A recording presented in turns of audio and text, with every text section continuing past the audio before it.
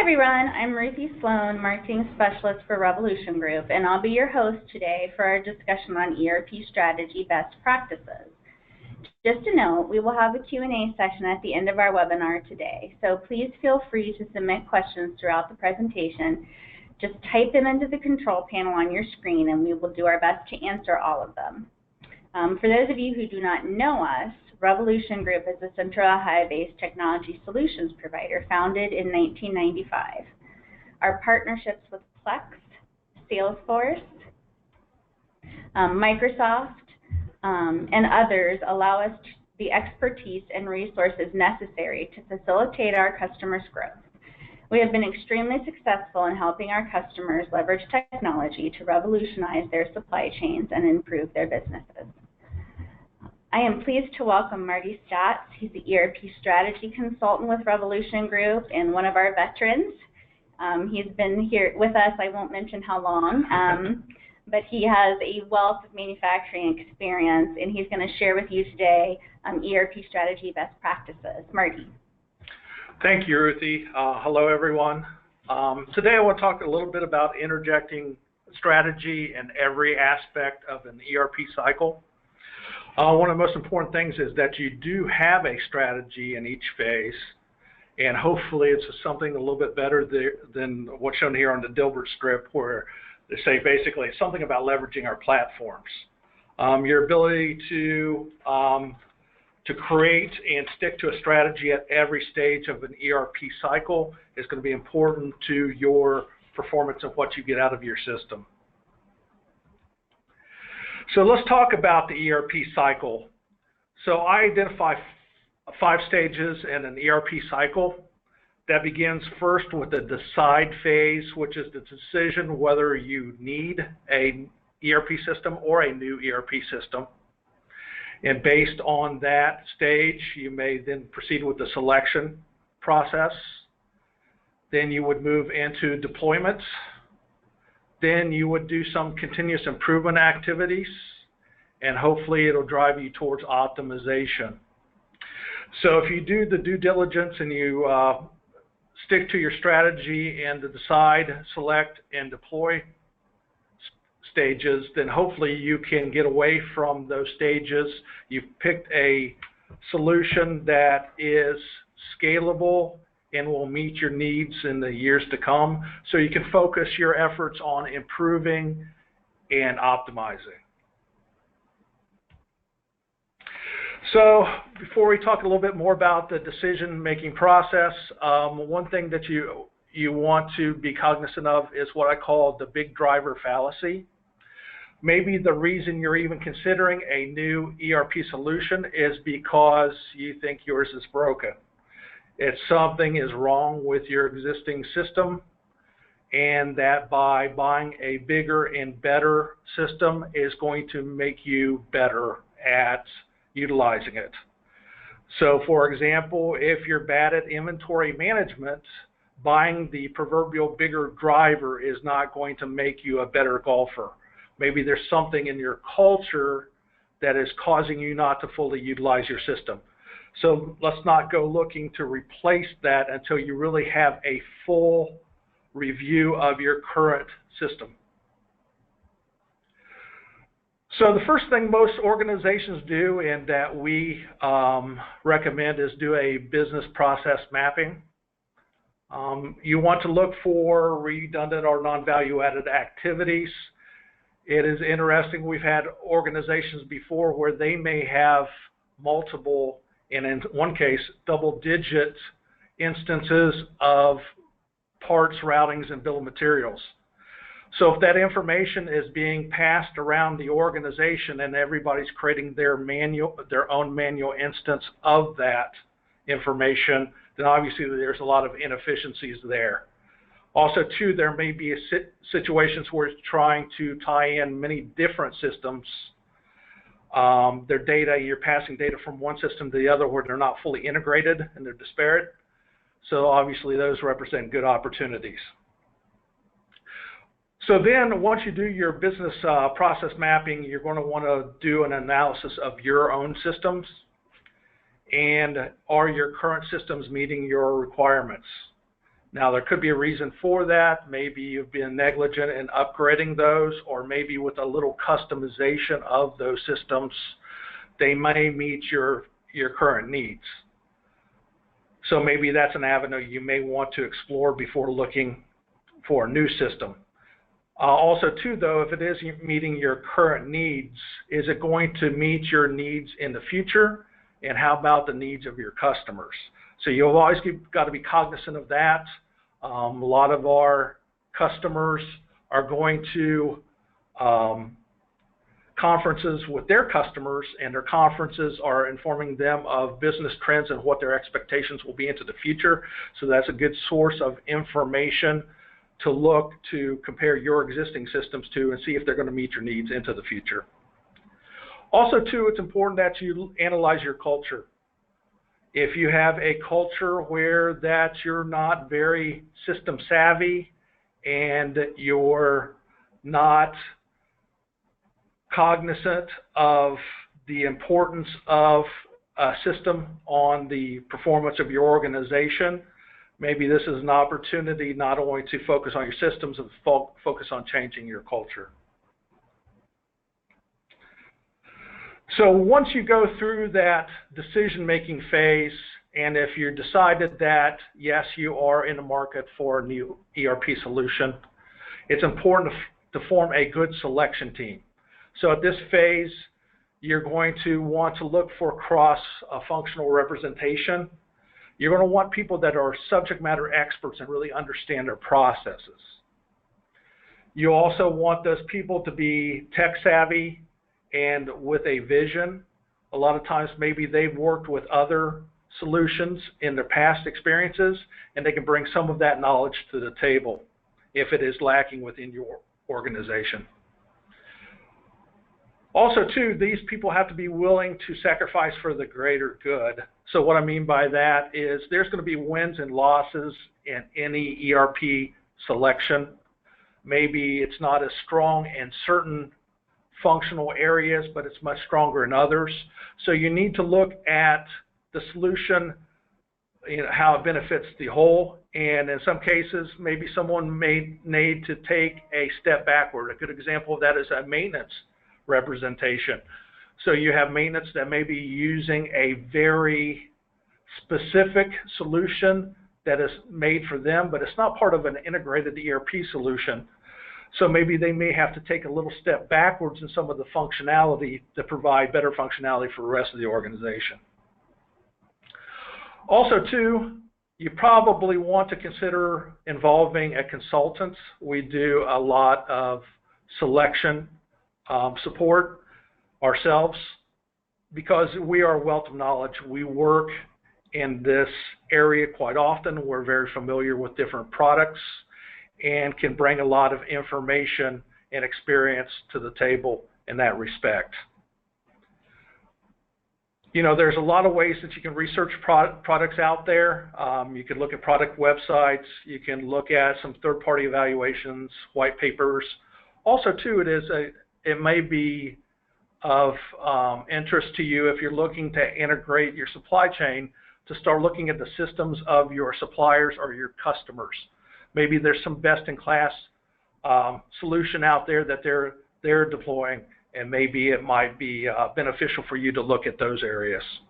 But overall, you know, your objective should be to look for the best solution for your organization. And so all of your thought processes and all of your defined objectives should be based around that common thread. So then you want to develop your selection criteria. Obviously, it's going to be the best fit for you based on processes, your business, and the industry. You want to be as fully and as seamlessly integrated as possible. You know, a lot of our organizations, when they're looking out there, maybe they're integrated to high level, but something like EDI is a third-party bolt-on that can have a significant impact on the overall performance of the system. You want to look at the depth of functionality, and you want to look at its reporting capabilities. Obviously, it needs to be scalable for future growth, and you know, it might be important to you to consider which platform it on. If you're used to a mainframe platform, this might be time to look for a cloud-based solution. You want to spend a lot of time in scripting the product demonstrations. You want to, of course, provide your information to the ERP vendors, and you want to see them demo their product with your data. You want to look at the various points of integration in their systems and look, from end to end as you're moving through different tracks like order to cash, procure to pay, plan to produce, or finance. Obviously, you're going to be concerned with return on investment. There's going to be a new cost in deploying this solution, and there's going to be a reoccurring cost there. You're going to want to compare those to your existing cost and also to what it would take to upgrade your system. And so you're going to be looking at your return on investment timing, and that's going to obviously be a big decision-making criteria for you. One thing I do strongly recommend, though, as you evaluate this, you're going to be collecting evaluation scores, and you should use some quantitative decision-making methodology out there. Typically, I'm a big proponent of using Kepner-Trego, a KT process, where you're going to be looking at your different evaluations and you're going to be weighting those, and then you're going to be looking at a quantitative decision as to what is the best solution. Of course, there's always some politics there because a lot of organizations, once they see the end results, may be looking to manipulate their weights to really back into the decision that the majority wants. So you want to resist that approach. You want to do your due diligence up front in setting those criteria and those weights and try to stick to those. So once you've made your selection, it's important to inject a little strategy in the deployment phase. Of course, you're going to want to have project objectives. You need to define what is it that's going to make a successful deployment for your organization. Obviously, you're going to have some goals as far as functionality goes and also savings in achieving that return on investment.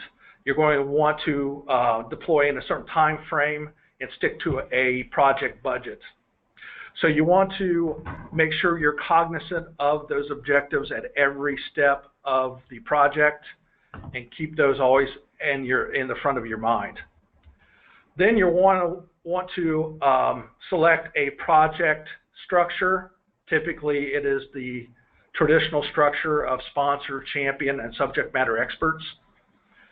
And then you're going to want to select those people. One of the criteria you should not use is you should not pick the person who has the most time on their hands as your project lead because everyone else is too busy.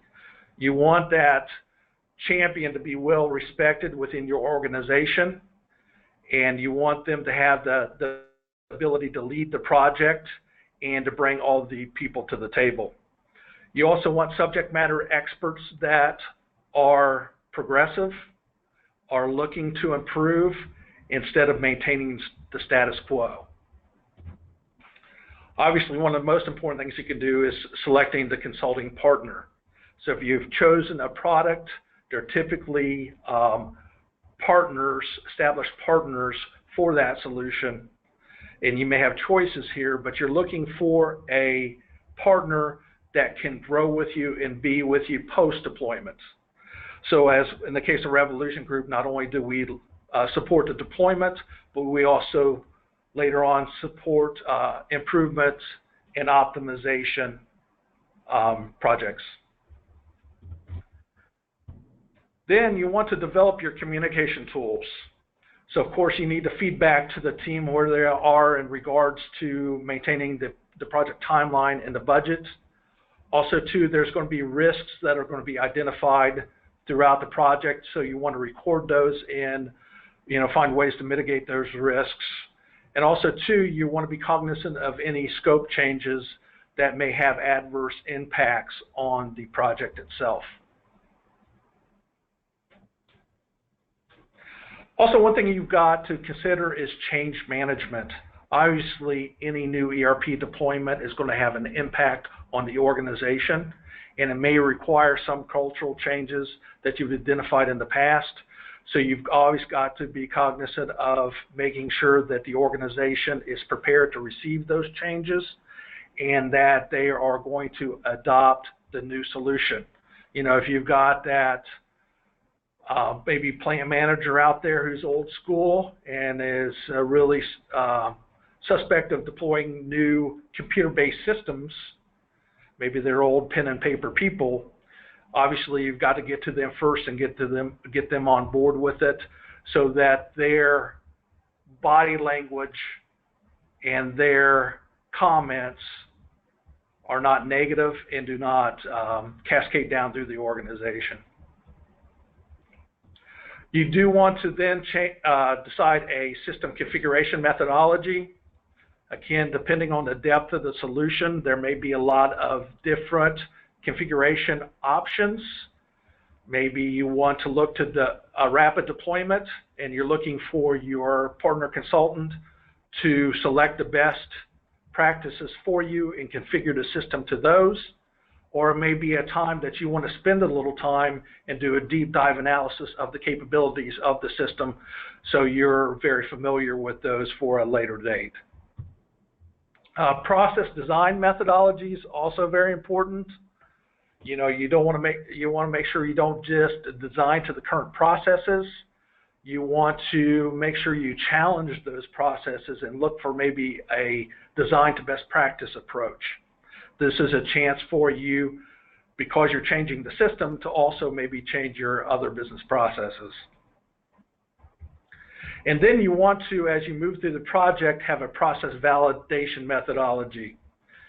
So you're going to be looking to validate the proof of concept that you've created, either through a small scope with maybe a small subset of parts, or maybe the full scope of all the parts across your organization.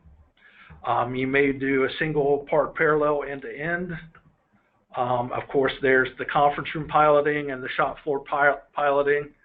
And you want to make sure too whether you're going to do a guided methodology, either by the project team or by your consulting partner, or maybe you are going to empower the users to drive themselves, which typically creates a better understanding and adoption of the system. To continue with the deployment stage, data migration is very important. You really have to identify how you're going to migrate and the timing of your migrations. Again, if the old adage is garbage in, garbage out, you may want to take this time to review the integrity of your data. And if it is very suspect, you may want to consider manually inputting data into your system to catch some of those errors that are currently existing. Or maybe you might be a little bit more confident in the data integrity and you want to choose a method to import that data into the new system. User training is going to be very important during this deployment stage. You want to spend a lot of time making sure that end users are going to be trained, and it's going to be important that you select, whether that's going to be the project team led training or it's going to be a train the trainer. I personally am always a big fan of the train the trainer approach. That is where you may be training the managers or supervisors of the end users, and then you count on them to train the users themselves. Always with the train the trainer approach, those trainers are going to really have to spend a lot of time so that they understand the process, and that's going to work to your advantage because you're going to establish those supervisors as the first line of defense. So all of the issues of the users are going to go to them first before they get escalated up to the project team during the deployment phase.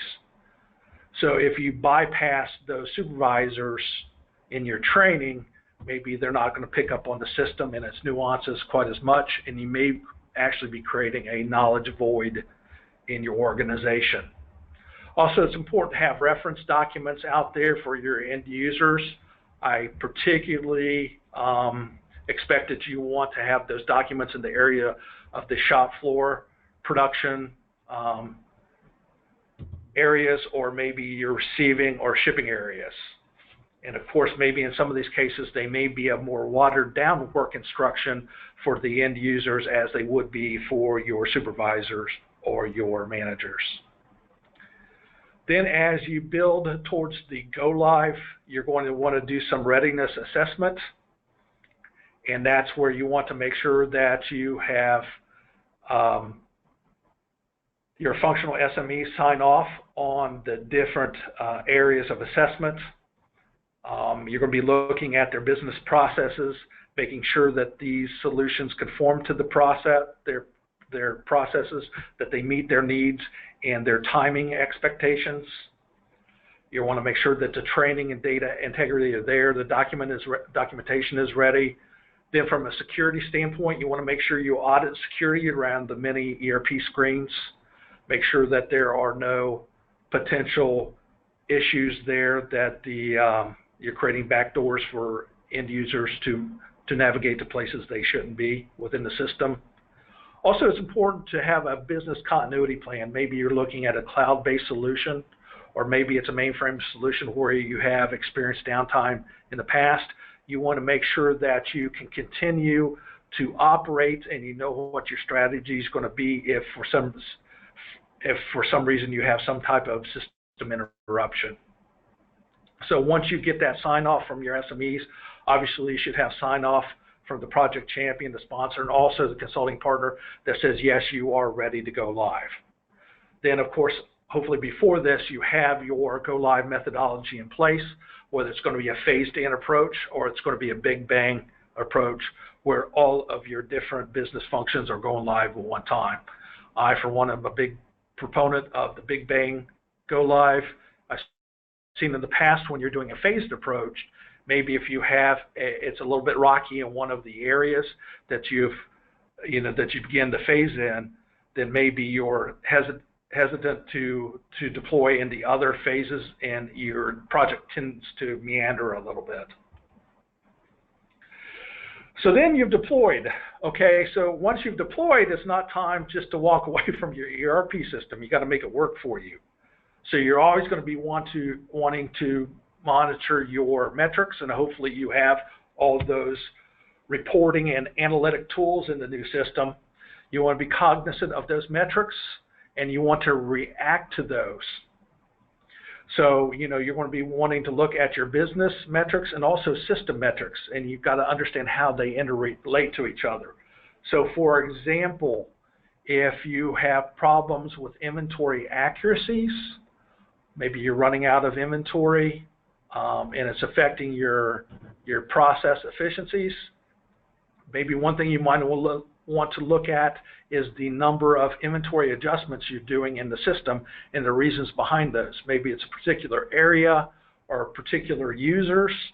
You want to address those. Maybe it may require some discipline or some retraining in those areas to make sure that that you correct those as soon as possible. Then as far as business plan integration goes, I'm a big proponent of this. I think it's important that you embed ERP improvements in your business planning. So for your annual business plan, maybe that you're in the area of purchasing and that you're stocking out of materials quite frequently. So maybe it's to improve the recommendation results in your MRP, and you're going to be looking at different strategies to do that within your business plan. Also, it's important that you continuously educate your users. There's a lot of time there's opportunities in networking with other user groups. Go to the, maybe you have a user conference for your particular solution. That might be a good source of education there. Maybe there's certain online communities you can become a part of.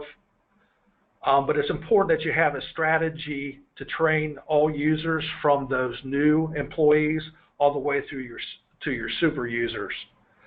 So a lot of organizations, especially if you have high turnover, you want to make sure that you are doing training on the system in your orientation process. And maybe then when you deliver those new employees to the shop floor, maybe you appoint them with a system mentor, just to make sure that the competency of your use of those systems don't get diluted over time. You want to make sure that they are always conforming to the best practices. Also, too, maybe internally you can establish some computer-based training, or maybe externally you can go to your ERP vendor or maybe your consulting partner as a source for continuous education. Then it's important also that you make use of your user stakeholder suggestions. In the best case, you have that integrated in your ERP solution, but you want to make sure that your suggestions to improve your system are bubbling up to the right people and that they are involved in your business plans. Also, too, it's a good avenue. Maybe you can use these as sources of improvements that you can route to your existing teams. Maybe you have quality circles in place, and this would be great activity for them. Then, of course, when you're looking to improve, you should look or consult with your consulting partner. Obviously, they have a number of customers that are utilizing their product, and they are going to be good sources of information as to where you might be able to improve. Also, too, they've probably had experiences in the pros and cons of different approaches that you're going to use to improve those areas. So that, we do that quite frequently with our customers, and it's, that experience and the information is very helpful in streamlining those improvement activities at our customers.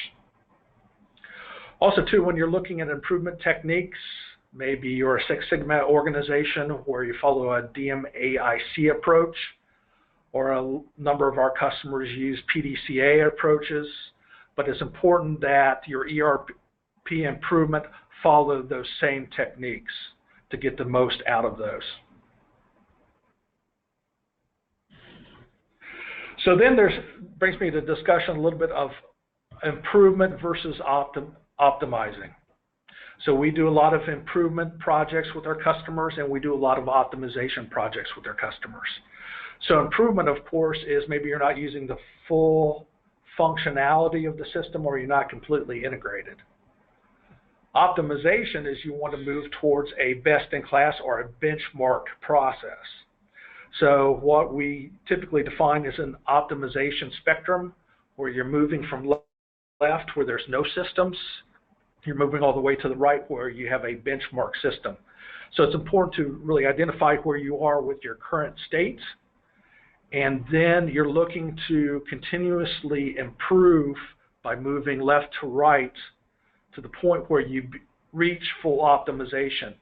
But again, this is hopefully you pick the correct solution, so hopefully it will continue to grow in its capabilities and functionality in the future. So this will be a never-ending project for you.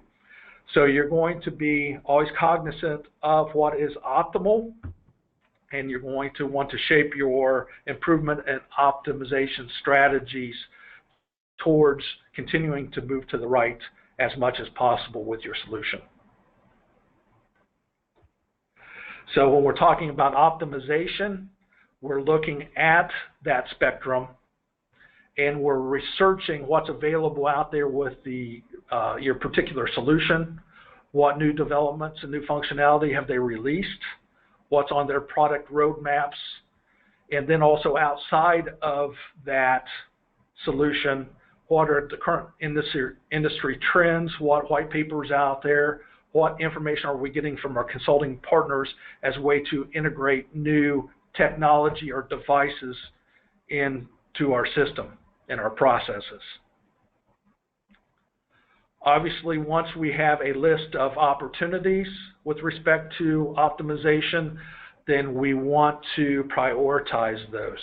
Typically, we use a quantitative approach where we evaluate those based on value to the organization, the difficulty to deploy those new opportunities, and the risks of deploying those. And we have then we use those scores to prioritize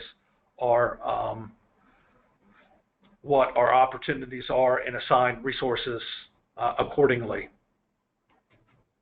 So once then you start to optimize, hopefully you can dedicate your resources and leverage existing Kaizen or process improvement teams, quality circles, tiger teams, to accomplish this optimization and tasks and optimization strategy. Then once you've optimized in certain areas, again, you have to revisit those from time to time. Like I said, hopefully your optimization spectrum continuously grows, so you want to establish some regular cadence to review opportunities to optimize and go through the processes again. Okay, so I've touched on the different ERP cycle phases and where there are opportunities to leverage strategies. So at this time, if you have any questions for me, please submit those. We'll just wait a few seconds to see if we get any questions in.